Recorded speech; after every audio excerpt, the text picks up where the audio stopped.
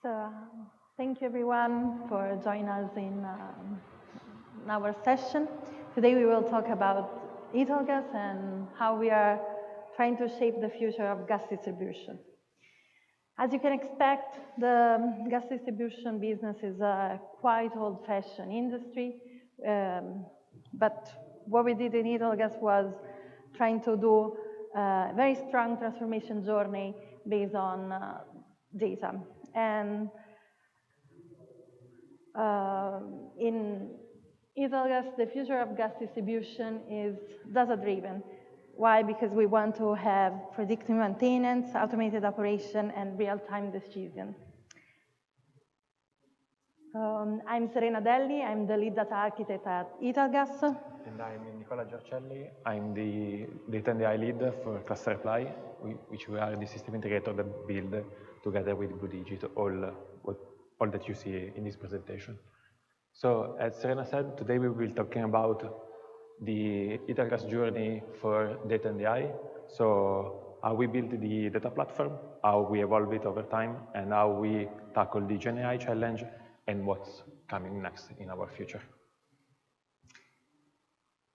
So, as I said before, Italgas is a gas distribution company, but it's not just a gas distribution company, it's the European lead. We are the first for span of our network and also for a number of customers. So, of course, the core business is gas distribution, but it's not just that. In the last few years, we diversified our business with Geosite, which is our energy services company. Basically, it handles all the energy management services, and Nepta, which is our water company.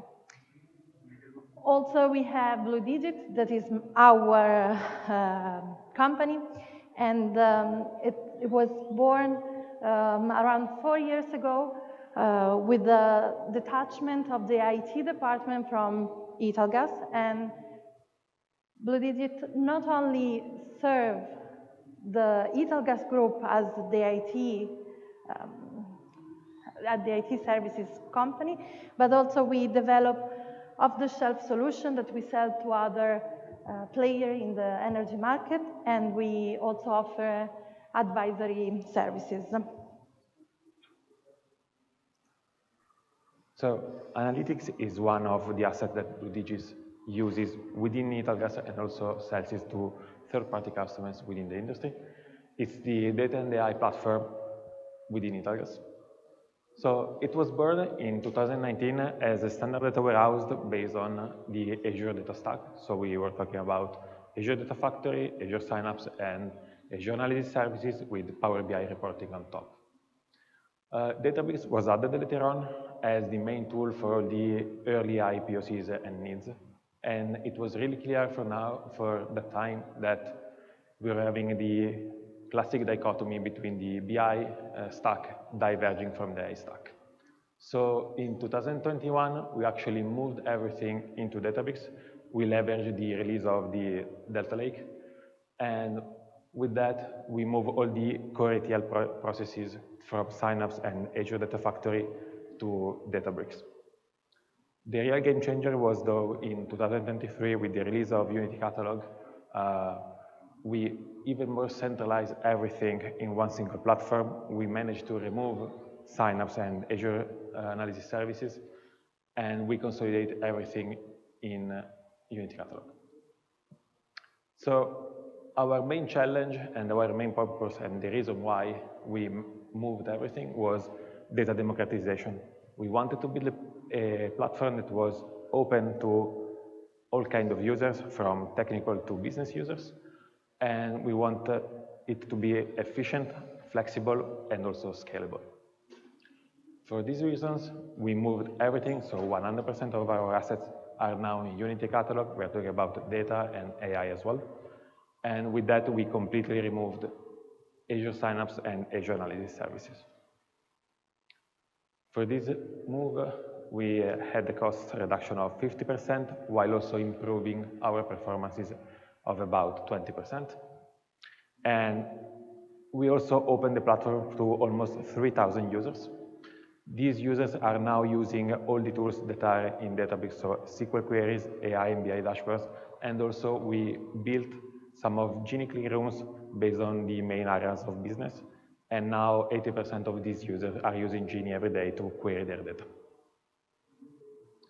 So just to give you some numbers of how analytics is working right now, we have 2,000 pipelines running every day that move almost 2.5 terabytes of data. We have 46 models in a production environment that are served via API or via institutional reporting in Power BI. Last year, as I think many of you had, we needed to face the GenAI challenge. So GenAI was hyped up a lot, and many business users were trying to use it, trying to add something down. So chatbots, copilots, even ChatGPT was used a lot. There was not a clear roadmap and a clear adoption, no strategic plan in that time. And our major fear was the LLM lock-ins. So there were many major vendors that were trying to push their solution, and we didn't want to have something that was a possible critical problem down the line. The reason why it was really important is that the C-level were trying to sell a lofty goal for us, which was that by 2030, most of the processing within the company would be AI-driven or at least AI-supported. So for these reasons, we try to evolve our data platform, and we built a new module in that, which is the AI Factory. AI Factory is our compound AI solution, so it's end-to-end from data to serving our models, and it's done, of course, within Databricks. Why we chose Databricks? I think it will be self-explanatory, but let's go down on our main points. The first one is that it's a unified platform. We can manage both data and AI within one single resource. All the governance will be done in Unity Catalog, so we already have done that for data, and now we can transition it quite easily to all the AI stuff. And also, it's a flexible model strategy. We don't have any sort of lock-in. We can use custom model, for example, Hugging Faces. We can use the marketplace foundational model, Llama, Mistral, and also DBRX. And we can also use a proprietary model, for example, OpenAI within Azure. And the last one, and probably the most important one, is that Databricks give us all the infrastructure that we need for all our AI needs. We have GPU accelerated clusters, we have all the vector databases in there, and you also have the serving endpoints and the monitoring stuff. So with that in mind, we settled on 3 main guidelines for our AI Factory development. The first one is that everything would be done in Unity Catalog. All the models, all the data, and all the assets are actually registered in Unity Catalog. We serve exclusively on the serving endpoint, so everything that needs to be served somehow is done with the serving endpoint. And of course, all the use cases can leverage our serving endpoint and use it however they want. So we don't want to lock anyone in our solution. We just give them the APIs and then can build over them however they want. So the process we followed for the AI Factory was the standard one that Databricks suggests, and I think it's the one that most of data scientists follow, which is prepare, build, deploy, and evaluate, and of course across the board, the monitor stuff. For each of these steps, we build a framework and some templates to help the data scientists with the deployment process and help them build their solution from a POC to a production-ready environment.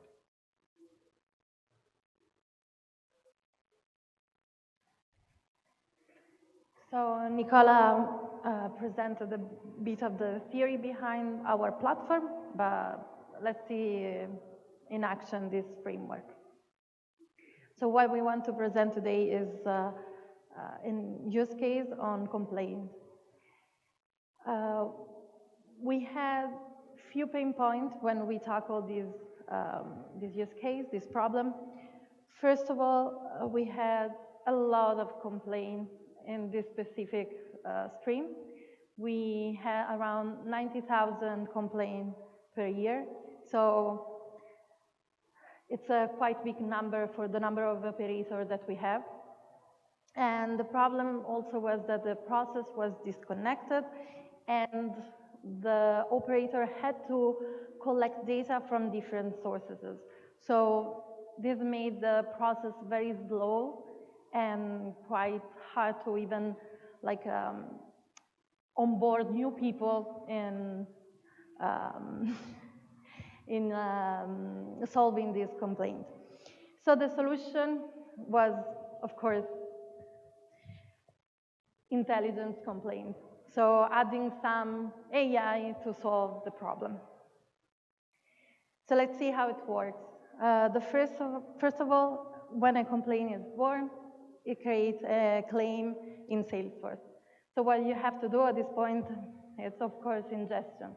How we do that is as simple as using Electflow connector. So no problem there. It's really easy and quick.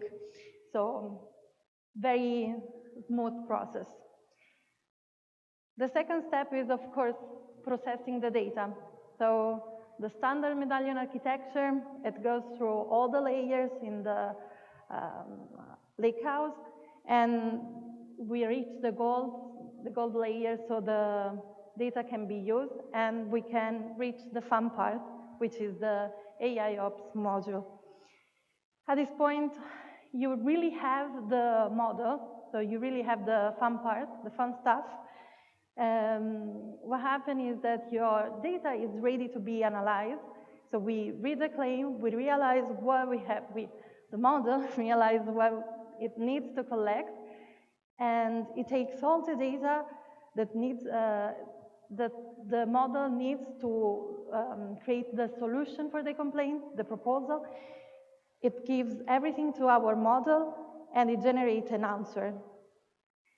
So at this point, you have the complaint resolution, and what you need is just to serve this solution to Salesforce, that through the AI endpoint with Mosaic, you can just, they can just call and retrieve the information. So the operator, when enter Salesforce, he will have already the claim resolution compiled, like they will see the solution.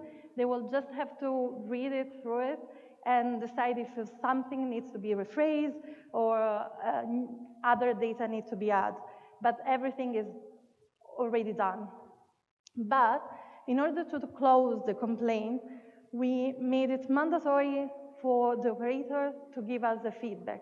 And this is a lesson learned, because in other projects we didn't make the feedback mandatory, and what happened is that we didn't have any feedback to improve our model. So, well, that's I hope a takeaway to give you, and something that you can learn from our mistakes. But at the beginning, I said that we were going to talk about the future. So let's see what is ahead of us. So the first stream that I want to talk about is what we call AI for ACT. So just to give you a little bit of context, at the beginning of the year, we acquired a new gas distribution company that is about us in size. So we are expecting to have a lot of new colleagues. And early on, we realized that it actually will be a very painful onboarding, because imagine having thousands of people switching in about a week from their process and application that they know really well to something completely different. So we say, you know what? It's a good opportunity to build some agents. So that's what we did. We built agents. We are building agents for onboarding, to make the onboarding easier. Basically, they are agents specialized in a specific platform, a specific application, so that our new colleague will be able to ask questions directly to the agent. But we didn't do this just because we are very generous colleague. I mean, I always bring cookies at the office, but I mean, this is a little bit selfish as well. We are expecting that these agents will help us reduce the ticket that will generate the new colleagues, but also we will give them to our system integrators so they will speed up the ticket resolution process. The second stream I want to talk about is AI for network monitoring. This stream is all about making our control room smarter. What is the control room? It's simply, it's a literal room where you have a lot of screen, but it's also an application where you can monitor the status of our network, our pipelines. Of course, you can imagine this is a quite important process step in our business, not only because it, of course, depends the status, the health of our pipeline has implication on how much we earn, but also because it's a pretty important feature for safety. So the first step in this stream is to embed Genie into our control room so that we will make our business users able to ask questions about the data in natural language and in real time.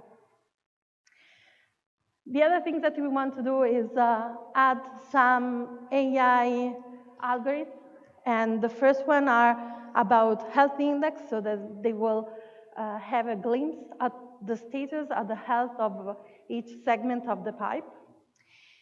And then we will add also algorithm about fluid dynamics, which is really important because, of course, pressure is a quite essential feature in our pipeline.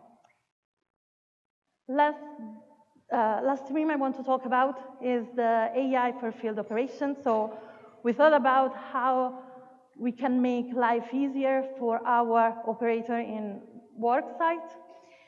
So what we want to do is, first of all, tackle the safety part. So what we want to do is develop algorithm that can take pictures from the work site and check if all the safety features are in place. So for example, if our operator are wearing the helmet or the vest and everything like that.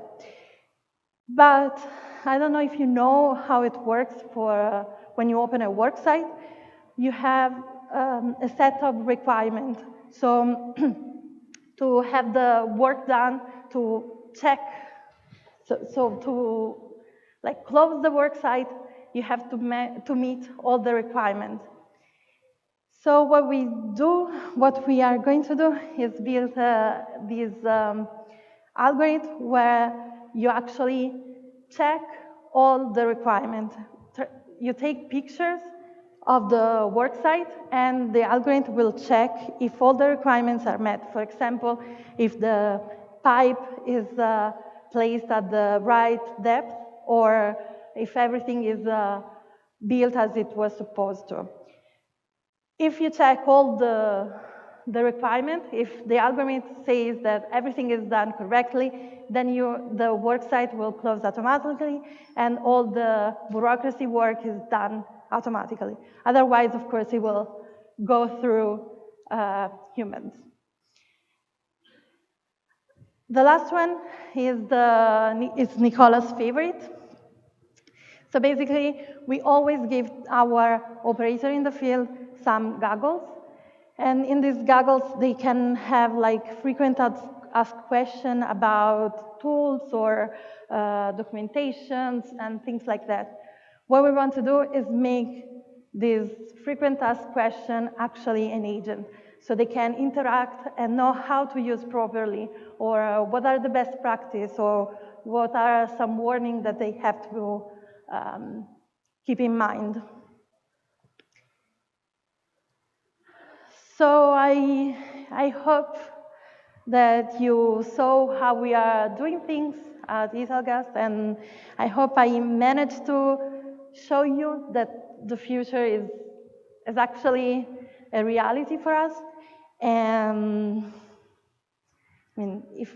thank you for coming, thank you for your attention. If you have any kind of question, we are very happy to take your question.